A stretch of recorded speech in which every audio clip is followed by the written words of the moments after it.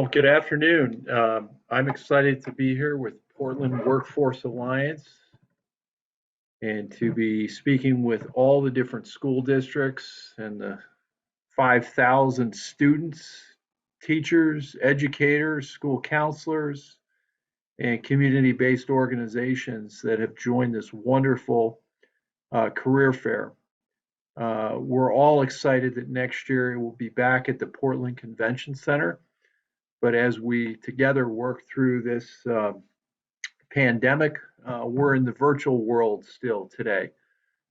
So I am excited to speak to you and create some awareness about not only my craft, but union apprenticeships as a whole.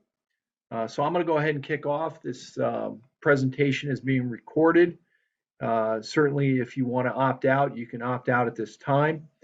And the chat window is open. I know that there's a lot of information that you want to gather in a short period of time, so I'm just going to rock and roll. So my name is Timothy J. Coleman. My pronouns are he, him, and his, and I'm with Local 669, which is America's Fire Protection Union. And we're not talking lawn sprinklers, we're talking life safety systems. We're in the pipe trades. So in the bottom right, you can see that there is a sprinkler head, right? We all know that. So that's the type of work and the type of installation that we're doing. But you may not know that there are actually 2,000 different types of sprinkler heads. And you could see from the other photos the massive pumps and piping. We'll work with a lot of Schedule 40 pipe, which is 8-inch pipe, and microcontrol systems and all different types of systems and piping. So this is a dedicated automated system where we handle all incoming water supply and the installation of the overhead fire suppression systems.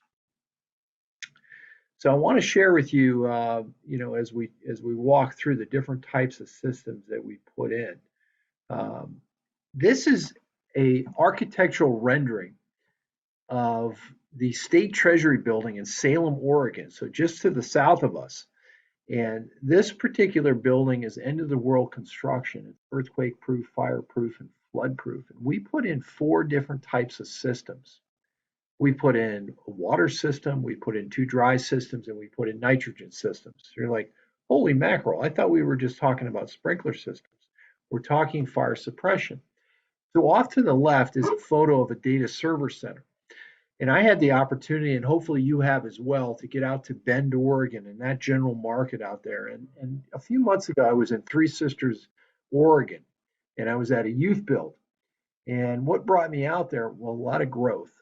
So there's a lot of data server centers, companies that we think about on a daily basis, and we use their products like Apple, Facebook, Instagram, Snapchat, Google, Intel. So all these electronic devices that make our world work today, and we're on a Zoom call today because of technology, they have data server centers that are bigger than your high school campus, as an example. So I want everybody to just kind of be honest. Who's ever dropped their cell phone in the toilet? Now, I have, right? But maybe you didn't do it in the toilet. Maybe you dropped your cell phone in a pool or your bathtub or in a lake or a river or the ocean. So we know what happens to that particular product or your cell phone. It's completely destroyed. So we protect assets, right? In this case here, imagine if our fire suppression systems were 100% water, we would destroy the assets. So we utilize nitrogen systems to suppress that fire source. The photo to the right is a petrochemical plant actually outside of Pittsburgh. So this photo is from last year. You can count the number of cranes that are in the air. There's over 50 cranes in the air. And we are putting in fire suppression systems to protect that asset and protect people. So remember back in middle school when the fire department came in and they did the class on fire extinguishers. And they talked about the different types of fire extinguishers. And they talked about, maybe if you remember, a kitchen fire where there's oil and grease. What happens when you try to suppress or stop that oil and grease fire with a fire extinguisher that's 100% water? Spreads it out, right? The oil and grease spreads out so the fire gets bigger. So imagine on the scale of this petrochemical plant, or imagine at an airport, or imagine at a nuclear power plant where there's any type of fuel source that can't be suppressed by water, we utilize foam, right? Or we could be using antifreeze systems. So we're putting in very sophisticated systems. So I've got a short video. This is actually from NASA, and you're going to see testing of a fire suppression system that we put in here.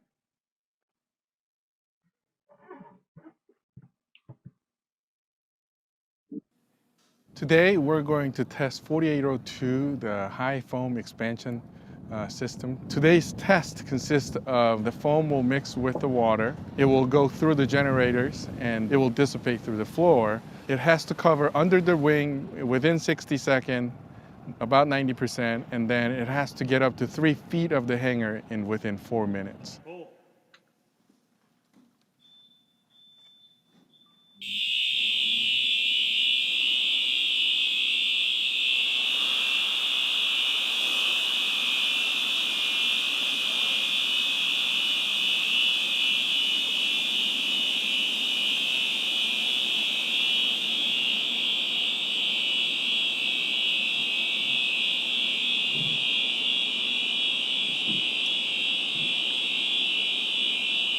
Up to the wing of that aircraft within 90 seconds.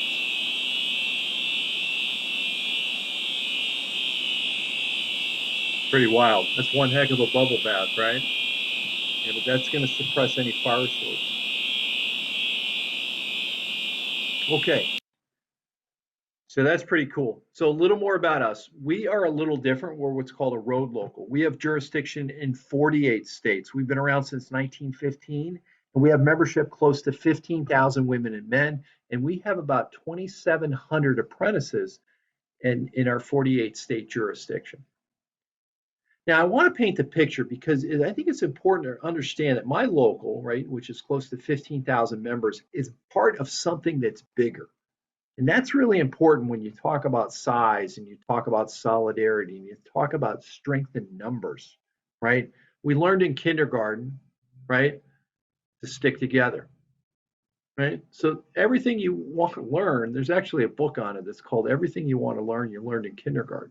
Sticking together, right, is the most important thing about being safe. It's the most important thing about getting your goals accomplished, is working as a team. So we are part of a bigger entity that helps us to stay together, and that's called the United Association. That's my international. And the United Association stands for the United Association of Journey Person and Apprentice Welders, Plumbers, Pipe Fitters, Steam Fitters, HVAC refrigeration techs, and sprinkler fitters. Right? And that's the pipe trades, the fitters, the welders, the plumbers, the HVAC techs, and sprinkler fitters. Commonly called the UA. The UA has been around since 1889. We have about 359,000 members, and we're in 300 locations across North America, represented by 225 affiliate autonomous local unions. In your area, there are 2 UA locals. There's Local 290 and there's Local 669. We are a specialized craft, fire protection, but we're part of the pipe trades, the UA.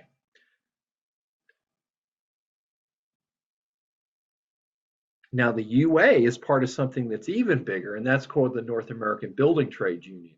And I think it's important to realize that because as you explore opportunities, I hope you realize, that construction is more than just being a welder or a carpenter, right? There's 15 different international affiliates that all have different crafts within them. So there's so many opportunities, and it really comes down to finding your truth. Because if you want to be an iron worker and you become an iron worker, then I'm really excited and I win as well, right? Because we want you to find where you can excel and have a great career. So we don't compete against each other. It's like being on a sports team or being in a band. We all have different roles, right? But we all focus on accomplishing the mission, which is the installation of our particular product, representing our craft as craftsmen and keeping our workers safe. So let's talk about the trades, right? So one of the first trades on the job is the operating engineers, right? Think about heavy equipment, think about cranes, right? Excavating equipment, right? They're going to prepare that particular site. The electricians, and I know that a lot of you have visited the electricians, but there's three crafts within electricians. There's low voltage, right? So we're talking like telecom. There's outside, so outside wire, that's like the transmission lines, like the utility companies. And then there's inside. Inside doesn't mean you're always working inside, but it differentiates between the transmission line folks. So think about bringing power into a particular building, right? So again, if we're going to build this building, right, we need all these trades working together. We need the Teamsters, right? They're part of the building trades because they're bringing the product to and from the job site. The bricklayers and masons, right? Block, brick, tile. Okay, the elevator constructors, a multi-craft trade, another specialized small trade. Anything that's moving people from an elevator to an escalator, they're involved in. The painters and glazers, which is the painters and allied trades, right? So we know what painting walls is, but what about a bridge painter? What about a glazer who's working with glass? Think about downtown Portland, all the new construction where all you see is glass, right? They're involved in that. They're involved working at very high heights. LIUNA, which is the laborers union, 500,000 members across North America. And the laborers are involved in every single aspect of the job site, right? So that's a good trade to really look at, right? If you're unsure, because you're going to get exposed to a lot. The plasters and cement masons, the sheet metal workers, right? We talked about the UA. Remember, the UA has multiple crafts: the fitters, the plumbers, the welders, the service techs, and the sprinkler fitters. The roofers and waterproofers, right? Another just great trade. And if you're thinking shingled roof, well, you're not really thinking what a union roofer and a waterproofer does, right? So think about all this net carbon zero and the new technology, right? That's utilizing new technology or utilizing, different energy sources. We're all involved in that. Think about the energy usage and consumption of new materials that absorbs that heat, that we can use that heat for something else. The Boilermakers, the heat and frost insulators. You talk about other trades, that are impacting the environment. The heat and frost insulators, they're insulating these pipes that we have throughout. The iron workers, which is about 190,000 members throughout the United States, and then the carpenters. So collectively, we're about 2.5 million workers. I'm sorry, 3.5 million workers across the country, right? So we all work together, right? So we all have different crafts, we all have different trades, but unions is more than what we do. Unions is about who we are. So I want to show a short video. This will take you back to American history, the Garment Triangle Shirtwaist Fires. So the Garment Triangle Shirtwaist Fires was not only a key moment in the labor movement in the United States, it's where my trade came from, right? And you're going to learn about this. This occurred in 1911. Remember, this happened in Greenwich Village. It happened in New York City, where there was a fire in a factory, and young immigrant women died in the fire. So let's learn more. The Triangle Shirtwaist Factory fire was a man-made disaster, a tragedy of the industrial age, made all the worse because it could have been prevented. Let me set the scene. New York City, early 20th century. The Triangle Shirtwaist Factory occupied several floors of a Manhattan business building called the Ash Building. It was located just off Washington Square Park, one of the wealthiest neighborhoods in the city. The Triangle Shirtwaist Factory was, by almost any definition, a sweatshop.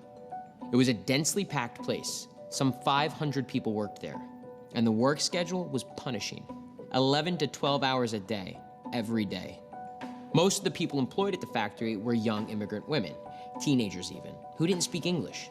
These women sat at long tables, day in, day out, sewing shirtwaists. Shirtwaists were mass-produced blouses. They resembled men's shirts and were very popular with working women.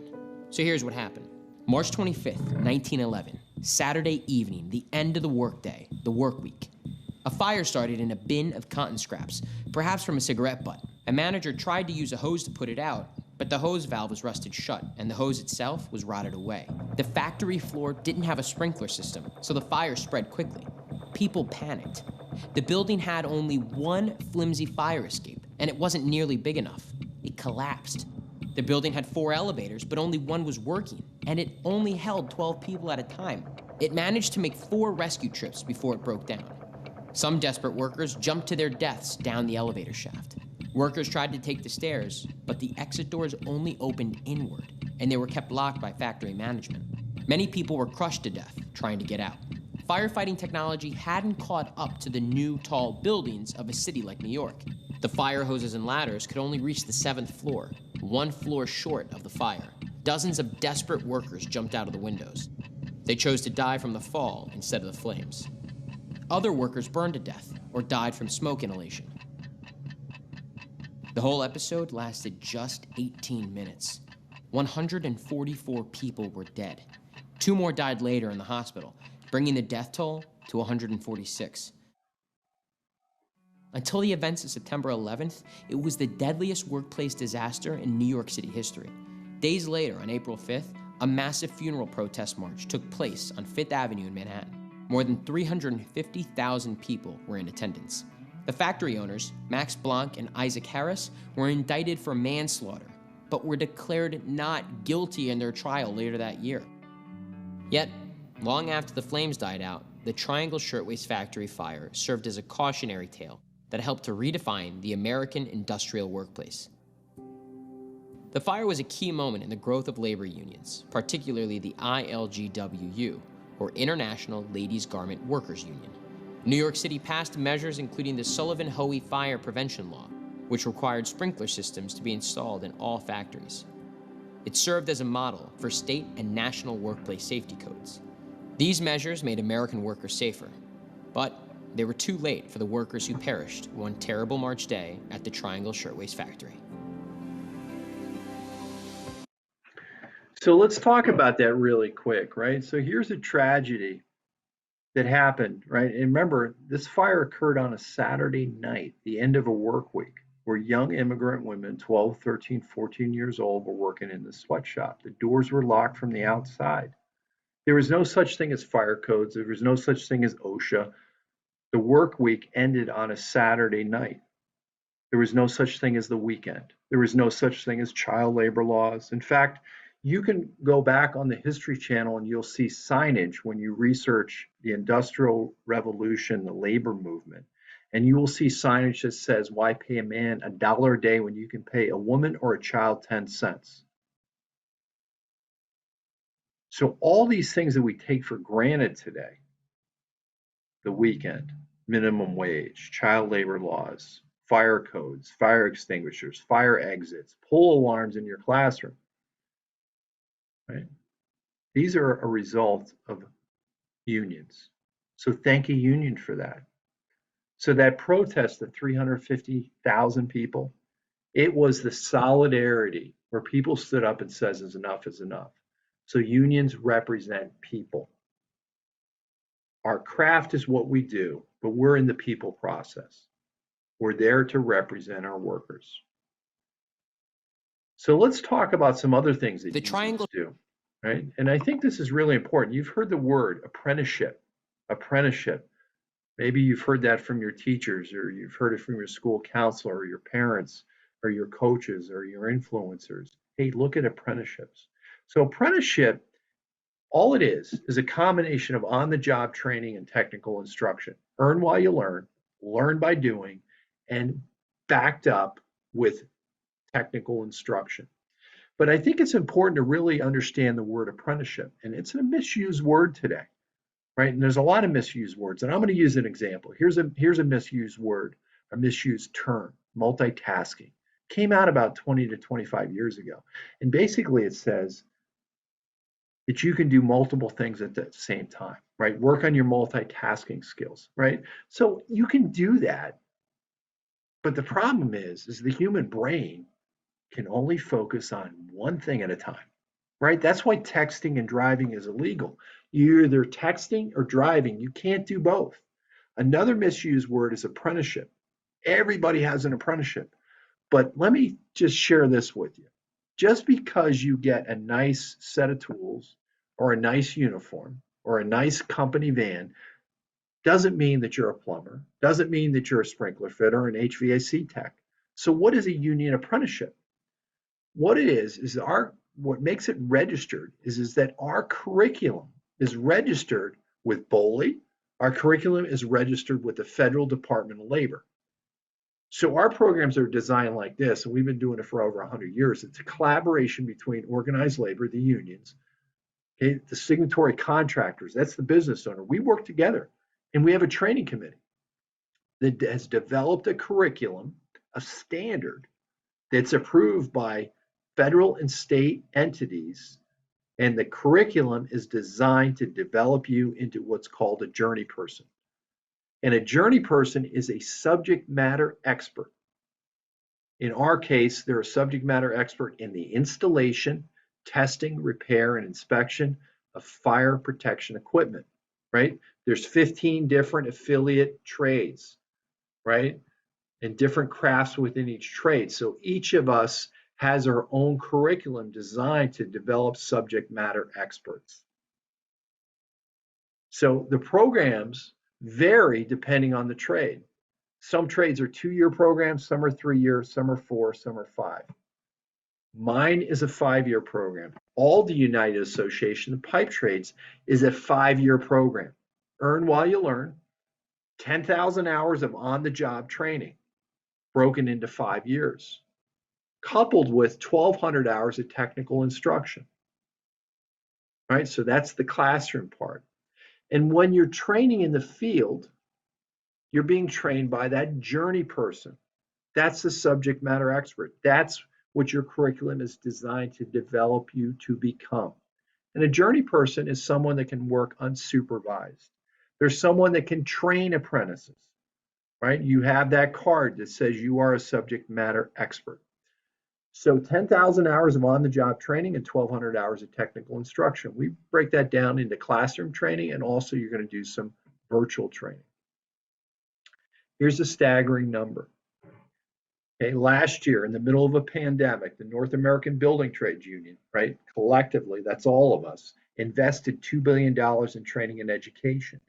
That would make us the largest university system in America.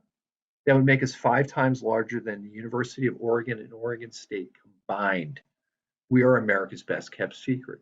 We're the only organization at no cost to the taxpayer that our current membership pays forward for the future. We do that through our own self-supporting union dues. So you may say, yeah, I wanted to ask you about that, Tim. Well, ours is $28 a month, which is $7 a week. A portion of that goes to training and education.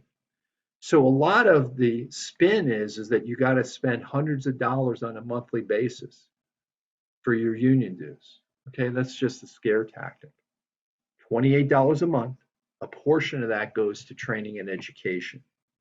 And collectively, because we stuck together at 3.5 million workers in the North American Building Trades Union, collectively, we were able to contribute and invest $2 billion in training and education. So here's how it works. Every 6 months, as you gain knowledge and work experience, you pick up rank. So you go from an apprentice 1 to an apprentice 2 to an apprentice 3, and guess what happens to your pay? It goes up. In our case, it goes up about $2 an hour until you journey out and become recognized as a subject matter expert. So here's the other piece. At the end of 5 years, when you journey out, you're going to earn 45 college credits without incurring any debt. Because our curriculum is registered, we are able to have articulation agreements with other educators because we are educators. We have articulation agreements with other colleges and community colleges. In our case, you're going to be 2 classes short of a 2-year degree in construction technology at no cost to you. We pay for your books, we pay for your tools. So let's shift gears. One of my favorite movies is The Matrix. And let's just pop in on here on one of my favorite scenes of all time, and let's talk about the truth.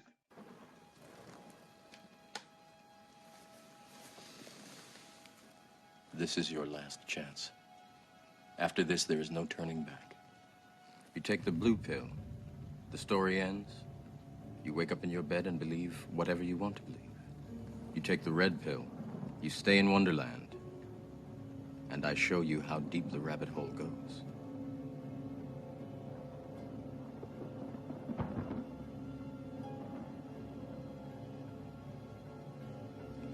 Remember, all I'm offering is the truth, nothing more.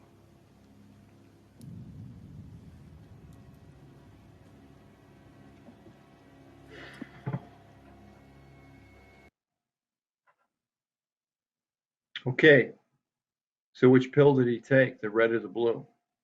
Took the red pill because he wanted the truth. Right, so each of you, you're here exploring opportunities to find your own truth. Okay, and I think it's important really to understand that because everybody has their own pathway. And if you're like me, you learn your truth, you learn what's true a lot of times by unlearning what you thought was true, right? So there's a lot of blue pills, right? And before we get into some of those blue pills and talk about the truth, I want to show another quick video. And this is a burn trailer, okay, side-by-side burn trailer. I'm not going to show the one that's not protected, but I'm going to show the video, and I'm going to cut it off of the video of the room fire in a room that is protected by a sprinkler system. And you can see how quickly fire spreads and also how quickly sprinkler fitters work. And so this video is put on by the NFSA, Burn Trailer, National Fire Safety Association. Okay, the fire started. We're looking at the one on the left, fire sprinkler.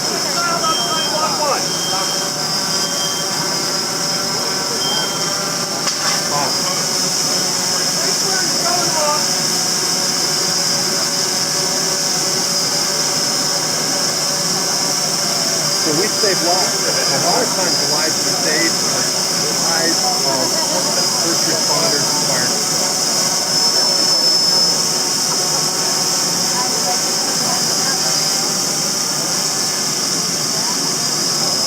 I'm going to fast forward here and you're going to see that the fire on the right,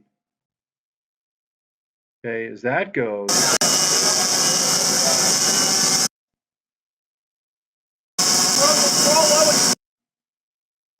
it will continue to go on until who gets there?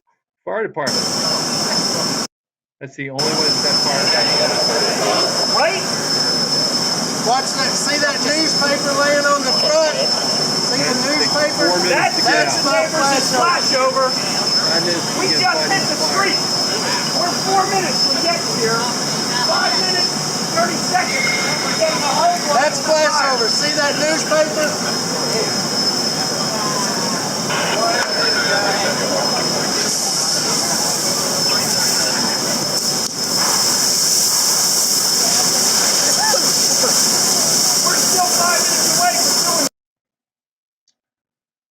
Okay, so that's a powerful video. Remember the Garment Triangle Shirtwaist fires, 148 women died in 18 minutes. Fire spread that quickly. So let's go back to the matrix, right? The red pill and the blue pill. And here's an example, the blue.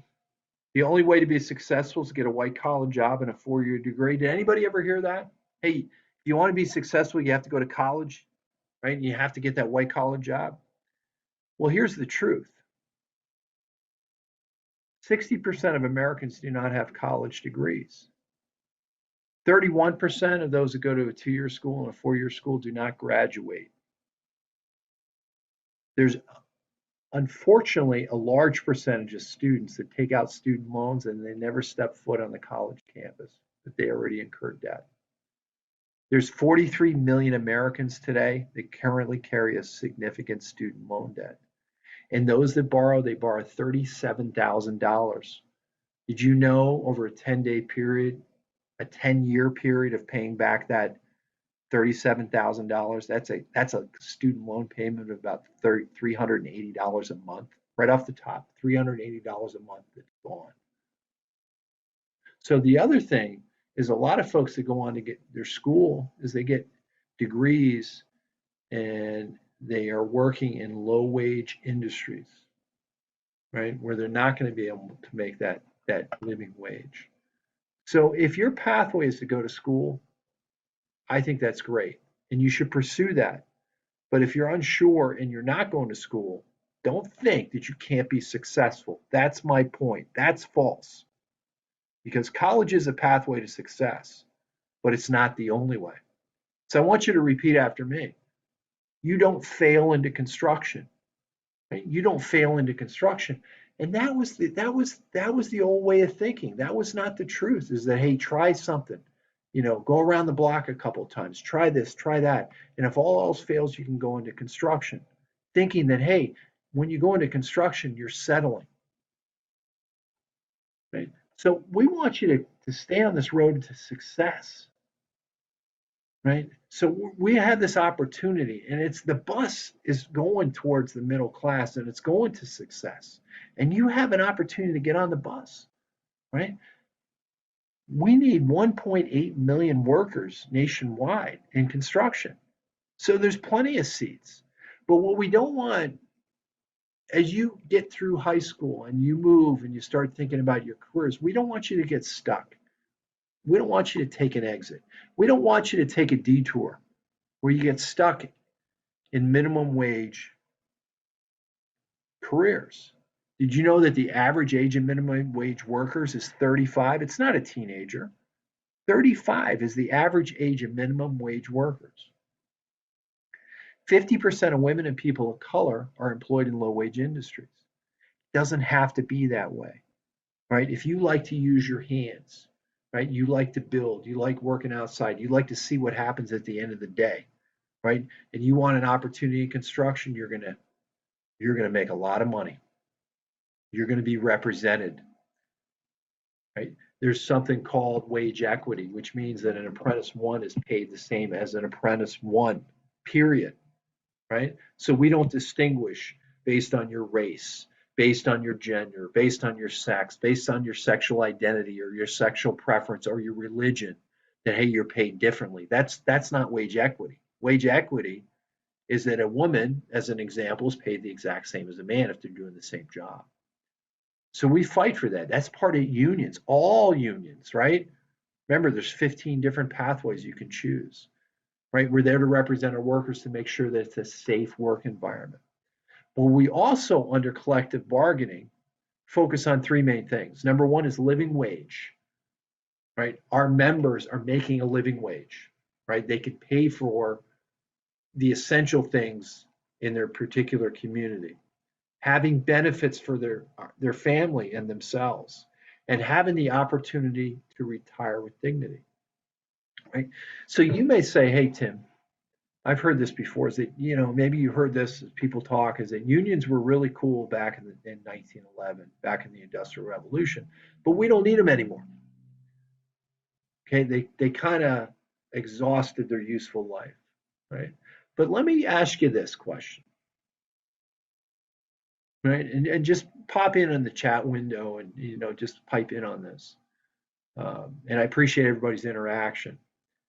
Is in the last 20 years, do you think the cost of rent has gone up, gone down, or stayed the same? Well, the answer is here, right? It's gone up 30%. How about the cost of food, cost of groceries? It's gone up 28%. Cost of healthcare premiums has gone up 71%. That's why President Obama focused on the Affordable Care Act, because the healthcare premiums were going through the roof, right? So now they're stabilized a little bit. How about the cost of higher education? Public schools, tuition has gone up 36%. Private schools, it's gone up in some cases 80% in the last 20 years. How about the cost of technology, your cell phone? It's gone up 35%, right?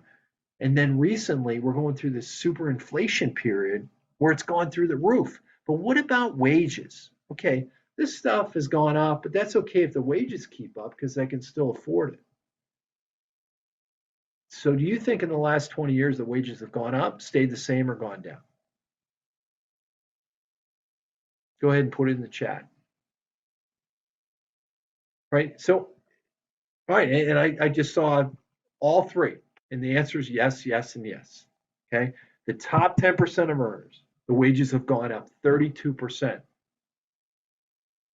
Right, so they've kept pace with the cost of living increase. The top 50%, the wages have only gone up 14%, not keeping pace. The bottom 20%, the wages have gone up 4%. Right? So that's why there's the national minimum wage conversation. But that's why the labor unions, because we have the ability to, because solidarity, strength in numbers, to negotiate in the collective bargaining process where we negotiate on our membership's behalf with our contractors, wages, benefits, and retirement. So wages. And what we use is different indicators. So one of the indicators is what does it cost for a 2-bedroom apartment, right? So that's a living wage indicator, right? And there's more that goes into that. But in the Portland market, you need to be earning over $25.50 an hour to be making a living wage. So here's what happens is if you're not making a living wage, at the end of the month, you have to make a decision. Do I pay this bill over that bill, right? Do I not have technology that I want? Do I not eat the food that I want to eat because I need to have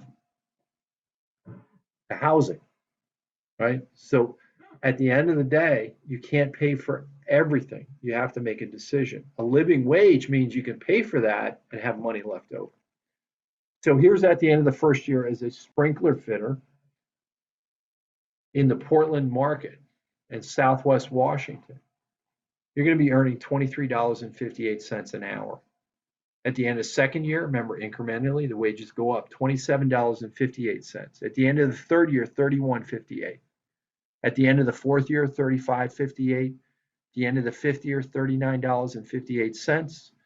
And as a journey person, that subject matter expert, sprinkler fitter in your market, you're earning $42.15 an hour, right? But it doesn't stop there. You take on leadership responsibility.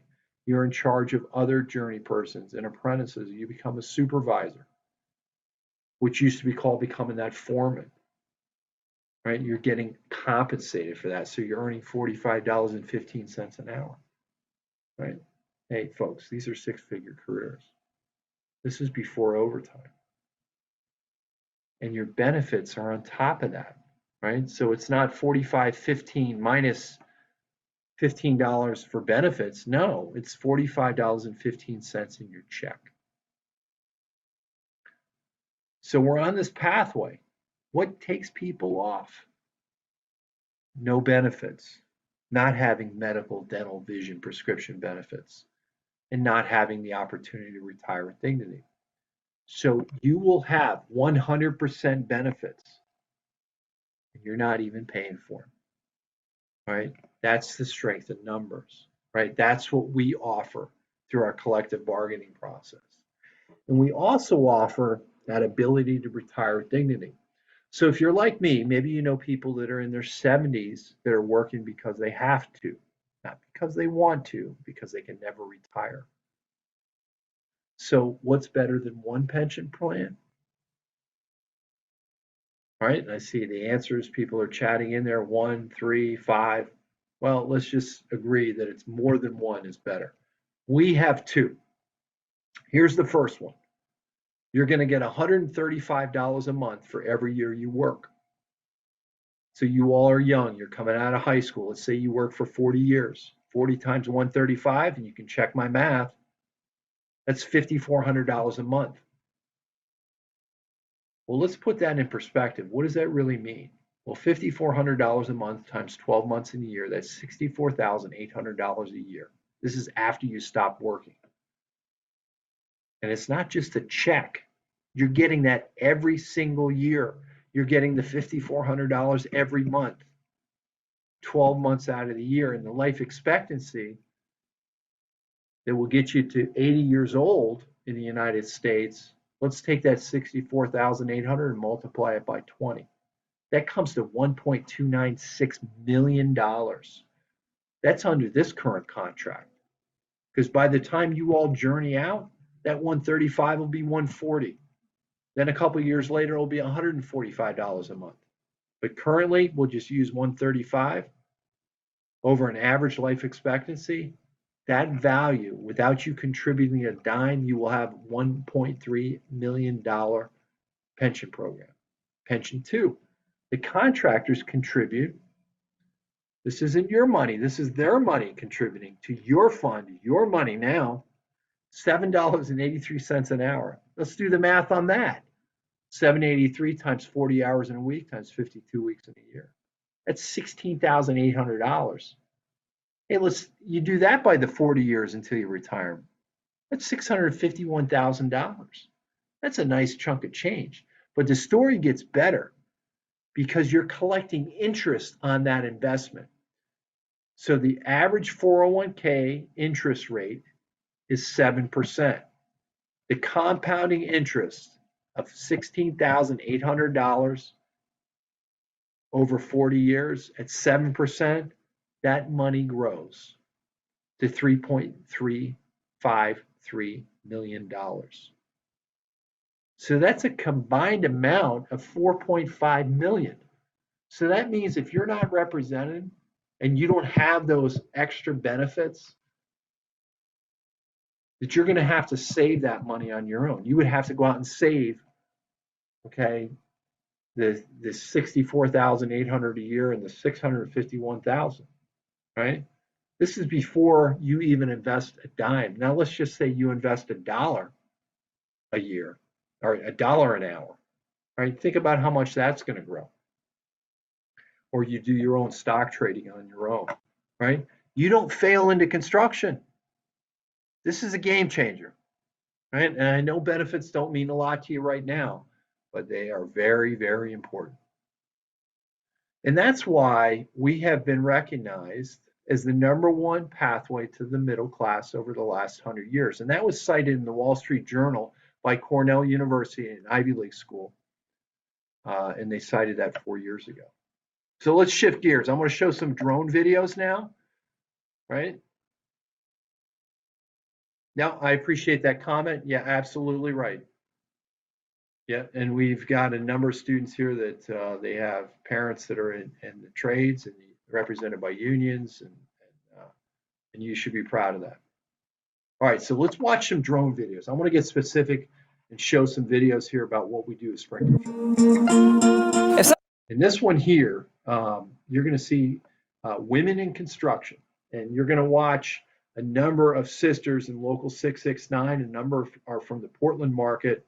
They're going to be on the job site. They're going to talk about what 669 has done for them. But I really want you to understand that this career is for everyone.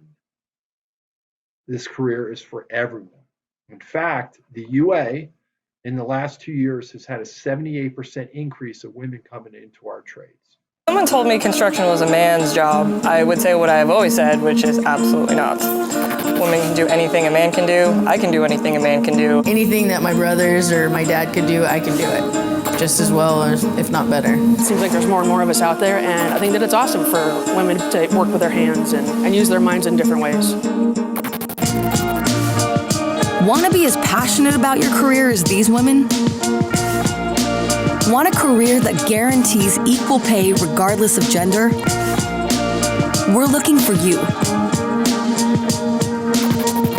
We're the Sprinkler Fitters Local 669 Joint Apprenticeship and Training Committee, also known as the JATC.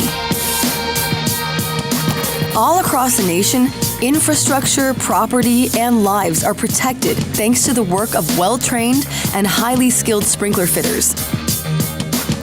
We're currently seeking motivated women from all backgrounds to join our apprenticeship program, learning the skills needed to start a rewarding career as a sprinkler fitter. Honestly, I thought it was sprinklers, like ground sprinklers. Oh, you mean like fire sprinklers? And they were like, yeah, it's an apprenticeship, so it's not just a job, it's a career.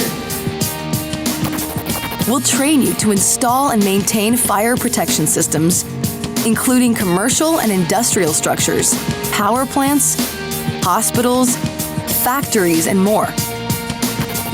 I think that a sprinkler fitter helps the firefighters out in the sense that we're kind of the first line of defense. It's a means of exiting safely if and when there happens to be a fire.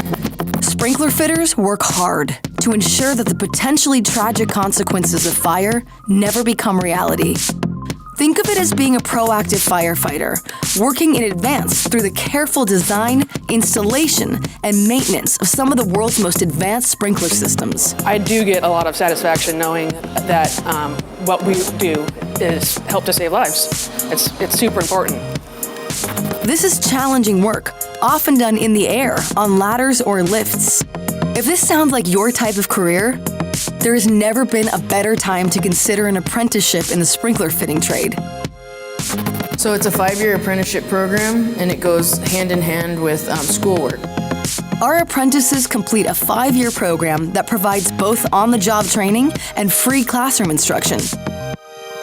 You'll earn while you learn, getting paid on day one, along with quality healthcare and a retirement plan. There is nothing in the sprinkler trade that would hold a woman back from being successful. Not one solitary thing. You know, once you do your apprenticeship and you do your time, you don't just have to turn wrenches. There's different opportunities. You can go wherever you want to go, as long as you have the mindset to. We'll set you up for success in the sprinkler fitting trade, so you can start building the life you've always imagined. The best part of being a sprinkler fitter is that I get to provide a comfortable life for my family while at the same time getting satisfaction out of a career and actually feeling like I'm doing something important. Learn more about becoming a sprinkler fitter at training669.org and find something you're passionate about.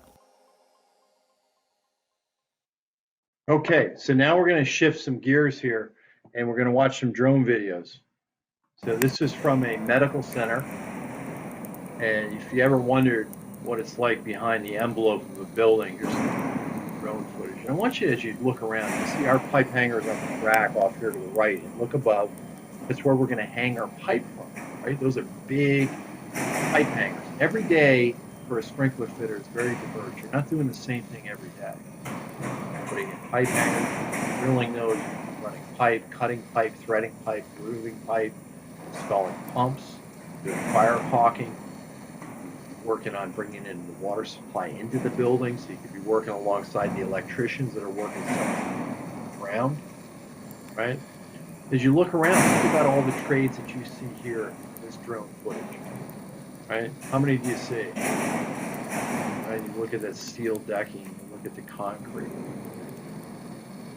you look at the beam lines, you look at the sprinkler fitter lines, we've got electricity. You look at scaffolding that the laborers do.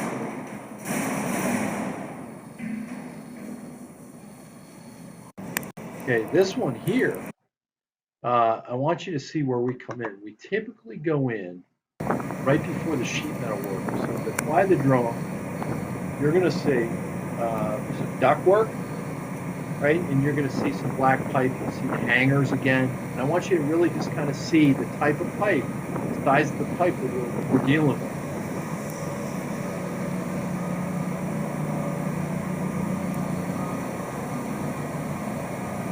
Okay, so we're going down into this particular phase. Look up, you see that black pipe with the elbows, the red, right? That's all fire protection. All this is pipe hangers that lift the pipe up. Got the beautiful ductwork, and piping, right? Every single room, every part of that building, every part of this particular hospital has to be covered and protected from fire. So that's an awful lot of piping. In addition, we have to go back, test, inspect, and maintain these systems for a trade that's always working, right? Because we go back and we test those systems. Here's one of my favorite movies. It's called Jerry Maguire. So Tom Cruise, a young Tom Cruise, plays a sports agent. He represents a young Cuba Gooding Jr. And this is Cuba Gooding Jr.'s one of his first major breakout movies. And Cuba Gooding, his name is Rod. That's who he plays. And he is an all-star NFL receiver. He's a skill player who's having an all-pro year.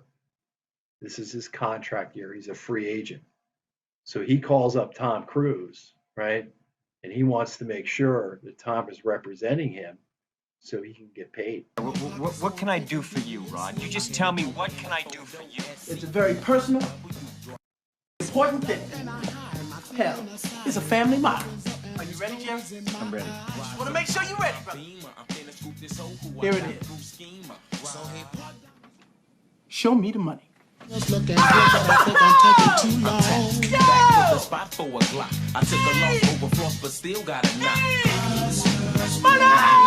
6 months, with the apprentice, we get $2 an hour pay. Say that. Say it with me one time, Jerry. Show you the money. Oh, no, you can do better than that, Jerry. I want you to say it what you would mean it, brother. Hey, I got Bob Sugar on the other line. I better hear you say it. Yeah, no. Show you the money. Not show you. Show me the money. Show me the money. Yeah. Louder. Show me the money. That's it, brother, but you got to yell that shit. Show me the money. I need to feel you, Jerry. Show me the money. Jerry, you better yell. Show me the money.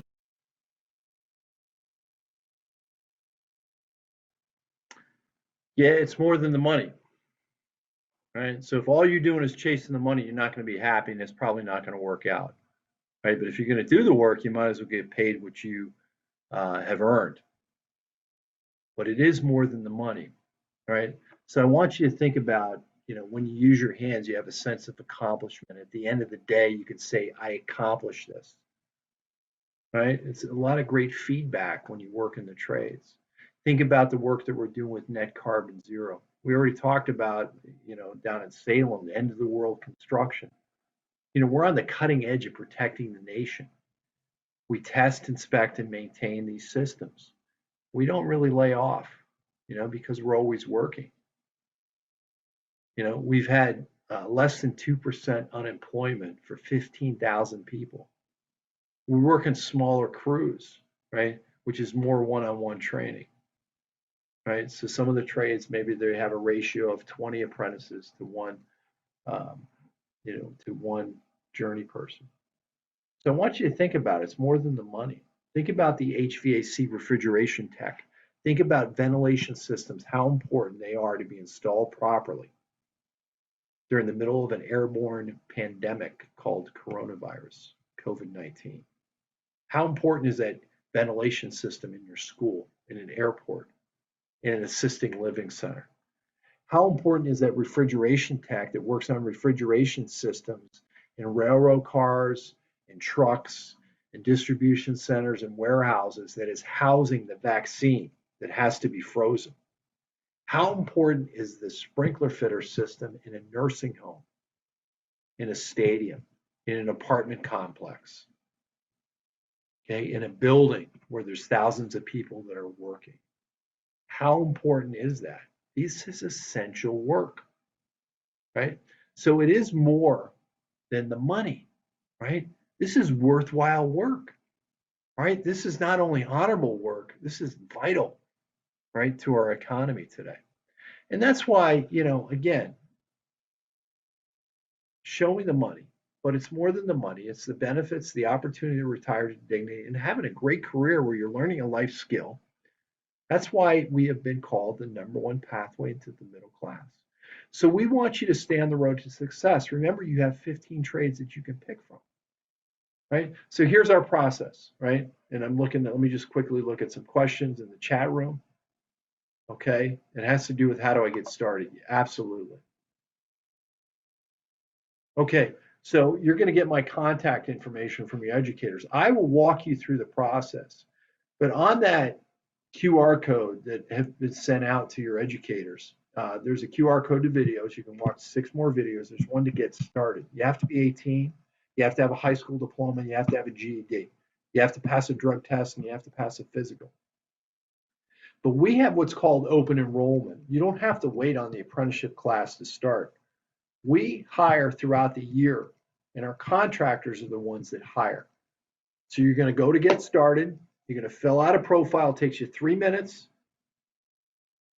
And then based on your zip code, right? We're all basically in the same zip code, right? So Southwest Washington, Portland. Your profile information to go to every single contractor in a 100-mile radius. And they do the interviews. Once they hire you, you join the union. Once you join the union, you start the apprenticeship program, right? And we're structured that way because, again, we're in 48 states. It's open enrollment. Our signatory contractors are very busy right now. We've got needs. Okay. So I mentioned I'm going to share with you that website, training669.org. That's my contact information. And I want you to just reintroduce yourself when you text me and say, yo, Tim, we met at Portland Workforce Alliance. You said that you would help me. Can you help me get started? And I'll spend time with you. But let's just go to that website really quick so you can see that. Oh, we can't jump on that. Okay. And I am going to actually stop sharing at this point. And I've got a question. Someone wants me to go to that website, and I'm going to go ahead and do that. Just bear with me here. It's a very easy site to navigate. Again, it's on that QR code. Okay. And we're just going to pop back in here. We're going to share the screen. And there we go. Okay, so now we're up on the website. This is what it looks like from my laptop. It's going to look a little different from your cell phone, but you can click on videos, right? And there's 6 videos. There's Day in the Life. There's one for military. There's one Women Find Success as Sprinkler Fitters. We watched that. Okay, there's a total of 6 videos.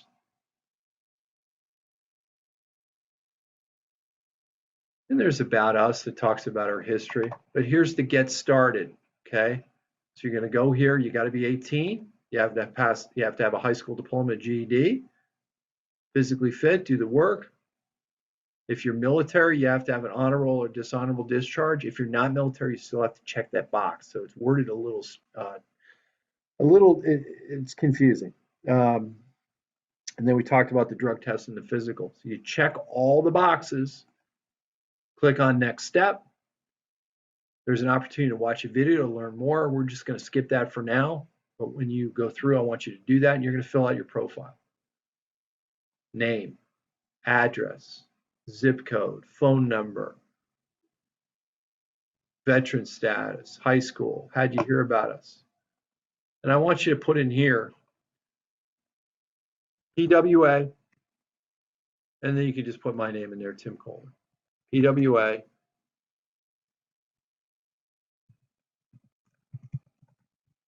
and then you hit submit. Okay, and then every contractor will get that, right? So that's pretty easy. So a lot of good information. I also ask you, everyone, to utilize YouTube as a great resource. All right, so I'm looking at some questions here. Do you have to travel in all 48 states? The answer is no. You can, right? So we have different opportunities because we're in 48 states, and there's flexibility. So if you want to travel and you're like, I want to be a traveler, then we have contractors that work on very large infrastructure projects. I just came back from Albuquerque, New Mexico, and Intel in that particular market has a $3.5 billion expansion. I'm going to Phoenix, Arizona, where Samsung, right, any Android users out there, is building a $20 billion chip plant. President Biden talked about the Intel chip plant that's going to be built in Columbus, Ohio. That's about a $20 to $25 billion project. We have contractors that work nationwide. And if you become a traveler, you're going to be working a lot. It's an opportunity to make a ton of money, right? You can live in Portland, but you travel. You're traveling for a time, right? You're traveling, working 6 days a week, 10-hour days. You're getting paid per diem. You're getting about $175 a day to live on. Okay, plus you're getting mileage if you're going to drive to that site. And then every 3 weeks or so, you get sent home for safety reasons to reset, because we don't want to burn you out. But we also have, and the great thing about the Portland, Vancouver market is we have contractors that when you work with them, and that's the majority, right? That's about 95% of our members. They work for regional contractors. You'll be home every night, right? If you lived in Spokane, you wouldn't be home every night, because those contractors bid on work in Moses Lake, they've been on work in Walla Walla, they've been on work in Idaho, right? And they also do work in Spokane. But sometimes you're in that case, in that market, you're home every week. right? You're home every weekend. In the Portland market, there's so much work that you're home every night. It's like a city local. Okay, you're welcome. That was a great question. That was a great question. Yeah, and our training center, another great question here. It's located right near the airport. So we have 2 training proctors in that particular training center. We have about 100 apprentices in this area. Right, again, totally 2,700 apprentices. We have 56 instructors that instruct in 41 locations across the country. Right, we have a total of 56 training instructors. Right, so we're a big local. Great question. Okay, so we are running out of time. I thank everybody. I'm putting in the chat window here. Again, it's training669.org.